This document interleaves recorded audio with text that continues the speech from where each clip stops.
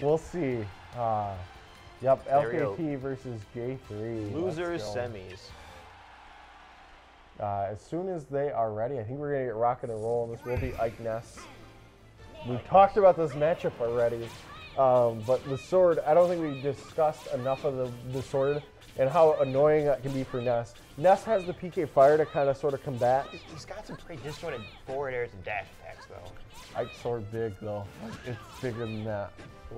Let's see if it makes a difference. I think it will. I think it goes back and forth. It may depend on how good J3 does with the edge guarding of Ike. Ike is an easy character edge guard. This is kind of one of those characters when I'm like screwing around with a new character and I want to kind of start getting a feel for their edge guarding game. Ike is one of those characters I kind of practice on because he has a window where you can punish him and a window where you can't punish him, so it's good. And he has a good good distance both ways. So it makes sense to kind of sort of he's a good crash test dummy on that. If you want to start getting to where you got to get certain specific timings to kind of dodge that armor. It's on the way up, he's pretty much fine, and then on the way down, he's a sit and duck. Is this specifically for Ike when it comes to practicing edge guarding? I mean, practicing against Ike. I to use him as kind of a crash test dummy. And we are getting started here. Let's see if J3 will end up turning LKT into his crash test dummy. So power shields that forward air, immediately getting the grab, getting a little bit of damage off that. And I'm like, Ike immediately fighting back one hit, and it's practically even. Right. Yep. Ness, he has good damage output, but he does have to string things together. So a lot of it depends on which way you're DIing and how he's reading your DI. A good neutralizer, just kind of pushing Ike back to the ledge. This has been all J3 just smothering pressure thus far, and we're just gonna break up that PK set under with the Nair.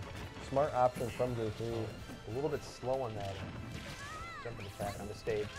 I think he was kind of locked into the hit stun, and he had to SDI his way out and just kind of get forced out maybe a little bit as well. Ike's facing attacks very carefully, trying not to get grabbed. Yep, he's using that he's caught the PK fire. PK fire into the back throw. I think you could call that your PK back throw. Yeah, it's definitely PK back throw. I think that's PK back throw, but if you do like a raw back throw, it can't be PK back throw. Back throw is a psychic attack. Trying to run him down. Such aggression on that platform. That could have been a jab lock, but he went off the other side of the platform, so not having time to get over there to get the jab lock set up. But J3 being absolutely stifling right now. Oh, trying to go for that back air. I think maybe just a little too late. Ooh, trying to get that up. I'm not sure if that would have killed. That would have been close if it didn't KO, because that is a super strong option. And a two-frame grab. Uh-oh. Uh-oh. Yep, up tilt right there. And that one is going to finish it off. Lots of rage on this Ike, but just a few throw combos needed. Or just a few Ike combos, because he does have that down tilt as well. That's what he's kind of sweeping through with right now. Jab attempts. And the back throw wouldn't have been enough. Gonna get the neutral air into up tilt. Trying to get another one, trying to get him to air dodge into that up tilt. And up tilt forward air. Trying for another. Making his way back. Oh, you're dead. Back throw. You're dead. Yep, you're totally dead. That's Unfort. Game one. That is game one that's in a nutshell. Can you get a back throw at 110 at the ledge? All right, well then I guess you're dead. Yeah, I think Ike might have better luck if he tries to take. Well, he can't really just stay center stage because Ness can pressure him. Yeah, Ike's one of those characters who has to approach, but he has to find very smart ways in because his neutral tools are not that good, and he has some decent ending lag on a lot of options. It's tricky. He was finding some success with the down tilt though. One thing that you can do that is kind of an underused tech for Ike. Uh-oh. This is bad. Oh my goodness. Oh, it's bad. Oh, he trying to get the drag down. Stage. Not going to get it though. That's a great string of PK fires though. Yeah, that got some very nice damage. That's such a quick neutral air. Trying to get the air dodge once again, But J3's got him in a nice juggle situation. He's the one who's controlling most of the stage. And that's really kind of what's boiling down to it. LKT's having a tough time getting this, chains like that going. Oh, gonna bump off. This is the second time we've seen him bump off tonight, at least. And Ness man's got to be able to do that. If they want to stay consistent with the recovery. And good quick draw just away, knowing that Ness is pretty slow. And I'm not sure what's going on. We got our stream freezing up. Freeze frame. And it's back to us. I'm curious as to what is happening with our match. This does happen occasionally, unfortunately. When we'll get you back to the action just as soon as possible. Maybe a cord was kicked or something. Terrence is running, trying to find our technical difficulty. So LKT was having a hard time keeping stage control and gaining any type of like extraordinary pressure in that regard. You want them in the corner. And it looks like we do have footage back. It looks like they're about even. Pretty even, yeah. I am unsure as to how this got almost even back up, but we are going to see as soon as we get back on. It's like almost like J3 knew. It's like, oh, we're off camera. Let me make this even, so then I can highlight reel them. That's what he's trying to do right now. Maybe we can get them to save the footage for us. I mean, like, on all honesty, it's probably not worth the reveal, especially if J3 goes on to win this. We saw game 1. That's enough. That's true. And you're going to just get the forward throw away. We are getting close to back throw sequence. Not quite, I don't think, because of the amount of rage on Ness. There's that armor with the upbeat. Yep, on the way up, you're pretty safe. On the way down, sit and duck. I feel like any character that has a fast and decently ranged forward air could have as an easy time getting into Ike's, I guess, bubble. I mean, I can see that. Ike just, like, he has a little bit of a tough time reacting. You have to play very proactively, and a lot of times it's good to play reactively. Oh, and range you're gonna get the Ryu-copter. The Ryu-copter coming through in clutch. Ness was down quite a percentage, but that Rage Ike, reading the spot Yeah, he dodge. was up quite a bit, like 80-something after the hit. That's gross. All right, well, at least we got a game 3 for you guys. Yep, game number 3. No character switches. Didn't expect to see one, in all honesty. For as long as I've known both of these two, they've always just played these 2 characters in bracket. Going back to Final Destination, interesting choice, saying it wasn't the stage.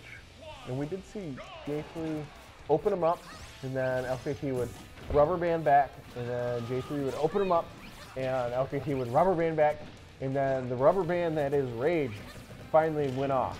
And besides the Smashville platform, I feel like Ike would benefit more from platforms such as Battlefield, the Town and City platforms, more than Ness would. I can definitely see that. Like right here, you're not like your fair train can't be interrupted by platforms. It also can't be extended by platforms. So it's definitely 2 ways to look at it. It kind of depends on your philosophy as well on like stage striking. Now it's Tommy getting a lot of the grabs. Yep, LKT. LKT. Yeah, LKT getting grabs here. And we're going to get just a back throw off stage. That's a good angle, though. Kind of reverse we've been seeing. Before it was J3 getting a lot of the ledge grabs. Yeah, we're seeing, once again, a great carry of momentum from LKT, getting that big KO. And he seems to be, from what I've seen, a bit more momentum-based player than most people, because I've seen the wind taken right out of his sails on occasion. When something bad will happen, he'll die very early, or he will tilt SD, and that up tilt will do it, and just raising the roof. It's a weird move. Putting your sword in the ground and just picking it up. Yeah, with like one hand, and you're keeping it like parallel with the ground. Picks things up, puts them down. I pick things up and put things down. All right, and going with the up throw, interestingly enough, that is a weird animation that you almost never see. You see the other 3 throws, but up throw is not usually the one you see. He was going for the PK Thunder juggle, but it's just not easy to do with Ike because he's got that long sword that can just smack it out of the air. I agree. He's done a very good job with the neutral air as well, where you can just kind of break up the PK Thunder. And LKT is oh my goodness. And the rage quit from J3. Saying, hey, you got me, mate. Totally what got a me. Spike. It's not often you can see a spike from Spike Ike. from Ike. Yeah. One of the tricky things about that is Ike's spike is in kind of the middle of his blade. It's not on the end. If you hit it with the end, it's going to hit him off to the side, which can be both good and bad depending on which way you get sent. And now we will see opportunities for yet more Ike spikes because we've got him up versus Ryoku. Ryoku versus LKT in losers finals. We're getting close to the end, guys. Getting very close to the end here, so I can finally go get some supper. I think I'm going out with a few of the homies. I know you said you're going out with your brother or something. Yeah, bachelor party. Ooh, Hell bachelor yeah. party. Let's Hell go. I know you said you balled out on a lightsaber. It's waiting at home. My parents picked it up from the post office. They have no idea what it is. All they know is there's just this big box sitting in their house. You're lucky the post office didn't wave it as a bomb threat or an illegal weapon of some type. Well, somebody had to sign for it, and unfortunately, it came during the day when the parents were working. So, but it's there now. I'm excited to see it. Oh, I bet you are. Like, it was quite the pretty penny. I'm excited for you. It's gonna be awesome for you. Enjoy the wedding and stuff. When's the wedding? October. It's Halloween themed. Okay. And we are going into this match. No more time to talk about your bachelor party. And we got Bayonetta out here and Ike. Kind of sort of Romeo and Juliet, right? Sure. Go with the romance theme here. So see, my logic, Bayonetta has the advantage because Bayonetta has guns and Ike has a sword. And you can just shoot. I don't know. They say within 14 feet, a knife is more optimal than a gun. You know, whatever. I mean, you just gotta shoot them once and they're dead. So the real